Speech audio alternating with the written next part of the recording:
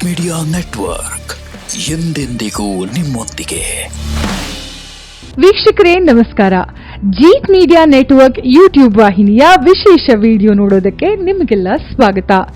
ದೇಹದ ಯಾವ ಭಾಗದ ಮೇಲೆ ಜೇಡ ಬಿದ್ರೆ ಶುಭ, ಎಲ್ಲಿ ಬಿದ್ರೆ ಅಶುಭ ಅನ್ನೋ ಮಾಹಿತಿಯನ್ನ ಈ ವಿಡಿಯೋದಲ್ಲಿ ನಾನು ನಿಮ್ಗೆ ಹೇಳ್ತೀನಿ ನೋಡಿ. ವಿಡಿಯೋಗೆ ಈಗಲೇ ಒಂದು ಲೈಕ್ ಕೊಟ್ಟು ವಿಡಿಯೋ ಕೆಳಗಡೆ ಓಂ ನಮೋ ಭಗವತೆ ವಾಸುದೇವಾಯ ಅಂತ ಕಮೆಂಟ್ ಮಾಡೋದಕ್ಕೆ ಮರಿಬೇಡಿ. ಹಾಗೆ ವಿಡಿಯೋ ಕೆಳಗಡೆ ಇರೋ ಜಾಯಿನ್ ಬಟನ್ ಒತ್ತಿ, ಅಂದ್ರೆ ನೀವು ಜೀತ್ ಮೀಡಿಯಾ ನೆಟ್ವರ್ಕ್ ಚಾನೆಲ್ ನ ಮೆಂಬರ್ ಆಗ್ತೀರಾ. ಆಗ ನೀವು ಮೆಂಬರ್ಗಳಿಗೆ ಇರುವ ವಿಶೇಷ ವಿಡಿಯೋ ನೋಡಬಹುದು.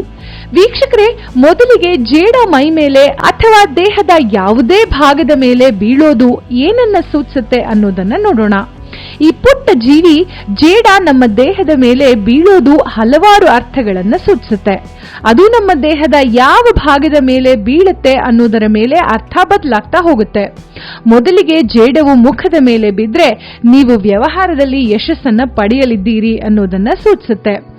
ಒಂದು ವೇಳೆ ಜೇಡ ನಿಮ್ಮ ಭುಜದ ಮೇಲೆ ಬಿದ್ರೆ ಶೀಘ್ರದಲ್ಲೇ ಹಳೆಯ ಸ್ನೇಹಿತರನ್ನ ನೀವು ಭೇಟಿಯಾಗಲಿದ್ದೀರಿ ಅನ್ನೋದನ್ನ ಸೂಚಿಸುತ್ತೆ.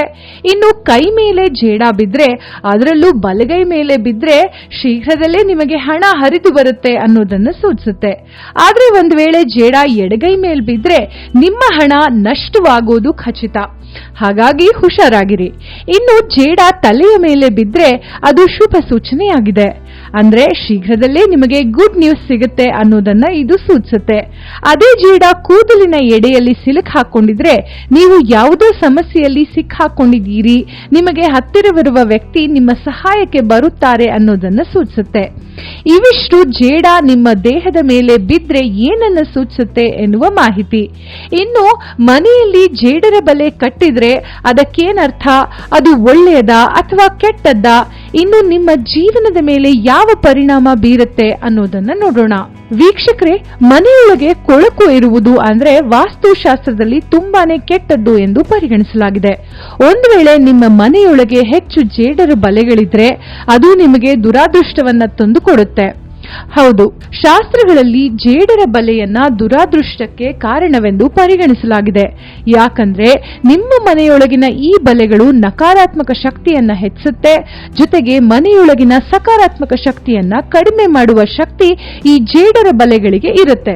ಹಾಗಾಗಿ ಎಲ್ಲಿ ಕೊಳಕು ಇರುತ್ತದೆಯೋ ಅಲ್ಲಿ ಸಕಾರಾತ್ಮಕ ಶಕ್ತಿ ಎಂದಿಗೂ ಇರೋದಿಲ್ಲ. ಮನೆಯಲ್ಲಿ ನಕಾರಾತ್ಮಕ ಶಕ್ತಿ ಹೆಚ್ಚಾದಂತೆ ನಿಮ್ಮ ಸಂಬಂಧಗಳ ಮೇಲೆ ಪರಿಣಾಮ ಬೀಳುತ್ತೆ. ನಿಮ್ಮ ಸಂತೋಷ, ಸಮೃದ್ಧಿ, ಶಾಂತಿ ಇವೆಲ್ಲದರ ಮೇಲೆ ನಕಾರಾತ್ಮಕ ಪರಿಣಾಮ ಬೀರುತ್ತೆ. ಹಾಗಾಗಿ ಮನೆಯಲ್ಲಿ ಜೇಡರ ಬಲೆಗಳು ಕಂಡ ತಕ್ಷಣವೇ ಅವುಗಳನ್ನು ತೆಗೆದುಹಾಕೋದು ಅತ್ಯಗತ್ಯ. ಇವಾಗ ಮನೆಯೊಳಗಿನ ಈ ಜೇಡರ ಬಲೆಗಳು ನಿಮ್ಮ ಜೀವನದ ಮೇಲೆ ಏನೆಲ್ಲ ಪರಿಣಾಮ ಬೀರುತ್ತೆ ಅನ್ನೋದನ್ನ ನೋಡೋಣ. ನಿಮ್ಮ ಮನೆಯೊಳಗೆ ಮೂಲೆಯಲ್ಲಿ ಜೇಡರ ಬಲೆಗಳಿದ್ರೆ ಹಾಗೂ ಅವುಗಳ ಸಂಖ್ಯೆ ದಿನದಿಂದ ದಿನಕ್ಕೆ ಹೆಚ್ಚಾಗ್ತಿದ್ರೆ ನೀವು ಅವುಗಳನ್ನ ತೆಗೆದುಹಾಕೋದು ಉತ್ತಮ. ಯಾಕಂದ್ರೆ ಈ ಬೆಳೆಯುತ್ತಿರುವ ಜೇಡರ ಬಲೆಗಳು ಮನೆಯೊಳಗೆ ನಕಾರಾತ್ಮಕ ಶಕ್ತಿಯನ್ನ ಉತ್ತೇಜಿಸುತ್ತೆ. ಇದರಿಂದ ಸಂಬಂಧಗಳು ಹದಗೆಡುತ್ತೆ, ವ್ಯವಹಾರದಲ್ಲಿ ಸೋಲು ಉಂಟಾಗಬಹುದು ಅಥವಾ ವ್ಯವಹಾರ ನಿಧಾನವಾಗಬಹುದು, ಪ್ರಗತಿ ಕೂಡ ಇರೋದಿಲ್ಲ. ಮನೆ ಮಂದಿಗೆ ಅನಾರೋಗ್ಯದ ಸಮಸ್ಯೆ ಉಂಟಾಗಬಹುದು. ಜೊತೆಗೆ ನೀವು ಅನೇಕ ರೀತಿಯಲ್ಲಿ ಆರ್ಥಿಕ ಸಮಸ್ಯೆಯನ್ನು ಸಹ ಎದುರಿಸುವಂತಹ ಸಾಧ್ಯತೆ ಇದೆ. ಅಷ್ಟೇ ಯಾಕೆ, ಯಾವ ಮನೆಯಲ್ಲಿ ಜೇಡರ ಬಲೆಗಳು ತುಂಬಿವೆಯೋ ಅಂಥ ಮನೆಯನ್ನ ಗಲೀಜು ಅಥವಾ ಕೊಳಕು ಎಂದು ಹೇಳಬಹುದು. ಎಲ್ಲಿ ಕೊಳಕು ಇರುತ್ತೋ ಅಲ್ಲಿ ಲಕ್ಷ್ಮಿ ವಾಸ ಮಾಡೋದಿಲ್ಲ. ಹಾಗಾಗಿ ಸಾಧ್ಯವಾದಷ್ಟು ಮನೆಯನ್ನ ಶುಚಿಯಾಗಿಟ್ಟುಕೊಳ್ಳಲು ಪ್ರಯತ್ನಿಸಿ. ಲಕ್ಷ್ಮೀ ದೇವಿ ಮನೆಗೆ ಆಗಮಿಸಿದ್ರೆ ಮಾತ್ರ ಆ ಮನೆಯಲ್ಲಿ ಸುಖ, ಶಾಂತಿ, ಸಮೃದ್ಧಿ, ಸಂಪತ್ತು ಹೆಚ್ಚಾಗಿದೆ ಅನ್ನೋದು ನೆನಪಿರ್ಲಿ. ಇದಿಷ್ಟೇ ಅಲ್ಲ, ಮನೆಯಲ್ಲಿರುವ ಜೇಡರ ಬಲೆಗಳು ಅಲ್ಲಿನ ಜನರ ಅದೃಷ್ಟದ ಮೇಲೆ ಸಹ ನಕಾರಾತ್ಮಕ ಪರಿಣಾಮವನ್ನ ಬೀರುತ್ತೆ. ನೀವು ಕಠಿಣ ಪರಿಶ್ರಮ ಪಟ್ಟು ಕೆಲಸ ಮಾಡ್ತಿದ್ರೂ ಸಹ ನಿಮಗೆ ಯಶಸ್ಸು ಸಿಗೋದಿಲ್ಲ. ಹಣ ಗಳಿಸಿ ಶ್ರೀಮಂತರಾಗಲು ನೀವು ಎಷ್ಟೇ ಪ್ರಯತ್ನಿಸಿದ್ರೂ ಸಹ ಮನೆಯೊಳಗೆ ಬಡತನ ಹೆಚ್ಚಾಗ್ತಿರುತ್ತೆ. ಅದಕ್ಕಾಗಿಯೇ ಜೇಡರ ಬಲೆಯನ್ನ ಅಶುಭದ ಶಕುನವೆಂದು ಹೇಳಲಾಗುತ್ತೆ. ಇದಲ್ಲದೆ ಶತ್ರುಗಳು ಹೇಳುವಂತಹ ರಾಹು, ಕೇತು ಮತ್ತು ಶನಿಯಿಂದ ಹೆಚ್ಚು ಪ್ರಭಾವಿತರಾದ ಜನರ ಮನೆಗಳಲ್ಲಿ ಜೇಡರ ಬಲೆಗಳು ರೂಪುಗೊಳ್ಳುವ ಸಾಧ್ಯತೆ ಹೆಚ್ಚಿದೆ. ಹಾಗಾಗಿ ನಿಮ್ಮ ಗ್ರಹಗಳಲ್ಲಿ ಯಾವುದಾದ್ರೂ ದೋಷ ಇದೆಯಾ ಎಂದು ಪರೀಕ್ಷಿಸಿ ನಂತರ ಗೃಹ ದೋಷಗಳನ್ನ ನಿವಾರಣೆ ಮಾಡಲು ಪರಿಹಾರಗಳನ್ನ ಮಾಡಿ. ಇದರಿಂದ ನಿಮ್ಮ ಜೀವನದಲ್ಲಿ ಏಳಿಗೆಯಾಗುವ ಸಾಧ್ಯತೆ ಇದೆ. ನಿಮಗೆ ನೆನಪಿರಬಹುದು ಅಲ್ವಾ, ನಿಮ್ಮ ಅಜ್ಜಿ ಅಥವಾ ಇನ್ಯಾರೋ ಹೇಳಿರುವ ಈ ವಿಷಯ. ಅದೇನಂದ್ರೆ, ನಿಮ್ಮ ಬಟ್ಟೆಯ ಮೇಲೆ ಜೇಡ ಓಡಾಡ್ತಿರೋದನ್ನ ನೋಡಿದ್ರೆ ಅದನ್ನ ಶುಭ ಎಂದು ಹೇಳಲಾಗುತ್ತೆ. ಇದಲ್ಲದೆ ಬಟ್ಟೆ ಮೇಲೆ ಜೇಡ ಬಿದ್ರೆ ಅದರಿಂದ ನಮಗೆ ಹೊಸ ಬಟ್ಟೆ ಸಿಗುತ್ತೆ ಎಂದು ಸಹ ಹೇಳೋದನ್ನ ನೀವು ಕೇಳಿರಬಹುದು. ಇದರರ್ಥ, ನೀವು ಮಗುವಾಗಿದ್ರೆ ನಿಮ್ಮ ಬಟ್ಟೆ ಮೇಲೆ ಜೇಡ ಬಿದ್ದಿದ್ರೆ ನಿಮ್ಮ ತಂದೆ ತಾಯಿ ನಿಮಗೆ ಹೊಸ ಬಟ್ಟೆಯನ್ನ ತಂದು ಕೊಡಬಹುದು, ಅಥವಾ ನೀವು ಹಿರಿಯರಾಗಿದ್ರೆ ನಿಮಗೆ ನೀವೇ ಬಟ್ಟೆಯನ್ನ ಖರೀದಿಸಿ ಸಂತೋಷ ಪಡಬಹುದು ಎನ್ನುವ ಸೂಚನೆಯನ್ನ ಇದು ನೀಡುತ್ತೆ. ಆದ್ರೆ ಇದನ್ನ ಯಾವ ಶಾಸ್ತ್ರದಲ್ಲೂ ಹೇಳಿಲ್ಲ, ಇದೊಂದು ನಂಬಿಕೆ ಅಷ್ಟೇ. ಇನ್ನು ಒಂದ್ ಕಡೆ ಹಲವಾರು ಜೇಡಗಳನ್ನ ನೋಡೋದು ತುಂಬಾನೇ ಅಪರೂಪ.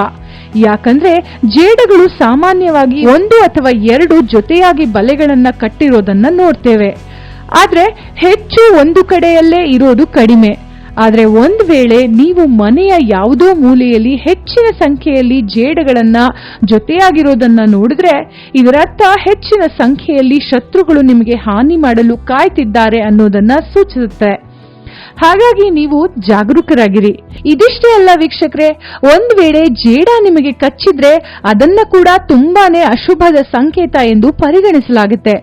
ವೈಜ್ಞಾನಿಕವಾಗಿಯೂ ಜೇಡ ಕಚ್ಚೋದು ಕೆಟ್ಟದ್ದು, ಯಾಕಂದ್ರೆ ಕೆಲವು ಜೇಡಗಳು ವಿಷಕಾರಿಯಾಗಿರುತ್ತೆ. ಇನ್ನು ಜ್ಯೋತಿಷ್ಯ ಶಾಸ್ತ್ರದ ಪ್ರಕಾರ ನಿಮ್ಮ ದೇಹದ ಯಾವುದೇ ಭಾಗಕ್ಕೆ ಜೇಡ ಕಚ್ಚಿದ್ರೆ ನಿಮ್ಮ ಸಂಬಂಧ ಹಳಸಿ ಹೋಗುತ್ತದೆ ಎನ್ನುವ ಸೂಚನೆಯನ್ನ ನೀಡುತ್ತೆ. ಅಂದ್ರೆ ಸಂಬಂಧಿಕರ ಜೊತೆಗೆ ಅಥವಾ ನಿಮ್ಮ ಮನೆಯಲ್ಲಿ ಅಥವಾ ನಿಮ್ಮ ಪ್ರೀತಿ ಪಾತ್ರರೊಡನೆ ಜಗಳ ಉಂಟಾಗುವ ಸಾಧ್ಯತೆಯನ್ನ ಸೂಚಿಸುತ್ತೆ. ಕೊನೆಯದಾಗಿ ಹೇಳೋದಾದ್ರೆ, ಒಂದು ವೇಳೆ ನೀವು ನಿಮ್ಮ ಮನೆಯೊಳಗೆ ಸತ್ತು ಬಿದ್ದಿರುವ ಜೇಡವನ್ನ ನೋಡಿದ್ರೆ ಅದು ಕೂಡ ತುಂಬಾನೇ ಅಶುಭದ ಸಂಕೇತ ನೀಡುತ್ತೆ. ಏನಂದ್ರೆ, ನಿಮ್ಮ ಜೇಬಿನಲ್ಲಿ ಅಥವಾ ನಿಮ್ಮ ಖಾತೆಯಲ್ಲಿರುವ ಹಣ ನೀರಿನಂತೆ ಕರಗಿ ಹೋಗುವ ಸಾಧ್ಯತೆಯನ್ನ ಇದು ಸೂಚಿಸುತ್ತೆ. ಅಷ್ಟೇ ಅಲ್ಲ, ಮನೆಯಲ್ಲಿ ಜಗಳ ವಿರಸ ಉಂಟಾಗುವ ಸಾಧ್ಯತೆಯನ್ನ ಇದು ಸೂಚಿಸುತ್ತೆ. ಹಾಗಾಗಿ ವೀಕ್ಷಕರೇ, ಮನೆಯಲ್ಲಿ ಜೇಡ ಕಂಡು ಬಂದ ಕೂಡಲೇ ಅದನ್ನ ಮನೆಯಿಂದ ಹೊರಗೆ ಓಡಿಸುವ ಪ್ರಯತ್ನವನ್ನ ಮಾಡಿ. ಮನೆಯನ್ನ ಯಾವಾಗ್ಲೂ ಶುಚಿಯಾಗಿ ಇಟ್ಕೊಳ್ಳಿ. ಇದರಿಂದ ಲಕ್ಷ್ಮೀ ದೇವಿಯ ಕೃಪೆ ಸದಾ ನಿಮ್ಮ ಮೇಲಿರುತ್ತೆ. ಈ ವಿಡಿಯೋ ನಿಮಗೆ ಇಷ್ಟ ಆಗಿದೆ ಅಂತ ಭಾವಿಸ್ತೀವಿ. ಇಷ್ಟ ಆಗಿದ್ರೆ ಈಗಲೇ ವಿಡಿಯೋಗೆ ಒಂದು ಲೈಕ್ ಕೊಡಿ. ಅಷ್ಟೇ ಅಲ್ಲ, ನಿಮ್ಮ ಸ್ನೇಹಿತರು ಮತ್ತು ಸಂಬಂಧಿಕರಿಗೆ ಶೇರ್ ಮಾಡೋದಕ್ಕೆ ಮರಿಬೇಡಿ. ಜೀತ್ ಮೀಡಿಯಾ ನೆಟ್ವರ್ಕ್ ಚಾನೆಲ್ಗೆ ಸಬ್ಸ್ಕ್ರೈಬ್ ಆಗಿ, ವಿಡಿಯೋ ಕೆಳಗಡೆ ಇರೋ ರೆಡ್ ಬೆಲ್ ಐಕಾನ್ ಪ್ರೆಸ್ ಮಾಡಿ. ಆಲ್ ನೋಟಿಫಿಕೇಶನ್ ಒತ್ತೋದಕ್ಕೆ ಮರಿಬೇಡಿ. ಜೀತ್ ಮೀಡಿಯಾ ನೆಟ್ವರ್ಕ್ ವಿಡಿಯೋಗಳು ನಿಮಗೆ ಇಷ್ಟ ಆದ್ರೆ ಈ ವಿಡಿಯೋ ಕೆಳಗಡೆ ಇರೋ ಥ್ಯಾಂಕ್ಸ್ ಮತ್ತು ಜಾಯಿನ್ ಬಟನ್ ಪ್ರೆಸ್ ಮಾಡಿ ನಮ್ಮ ಪ್ರಯತ್ನವನ್ನ ಬೆಂಬಲಿಸಿ. ಜೀತ್ ಮೀಡಿಯಾ ನೆಟ್ವರ್ಕ್ ಸಮಸ್ತ ವೀಕ್ಷಕರ ಮೇಲೆ ಮಾತೆ ಮಹಾಲಕ್ಷ್ಮಿ ಆಶೀರ್ವಾದ ಸದಾ ಇರ್ಲಿ ಅಂತ ಹೇಳ್ತಾ ಇವತ್ತಿನ ವಿಡಿಯೋನ ಇಲ್ಲಿಗೆ ಮುಗಿಸ್ತಾ ಇದ್ದೀವಿ. ನಮಸ್ಕಾರ.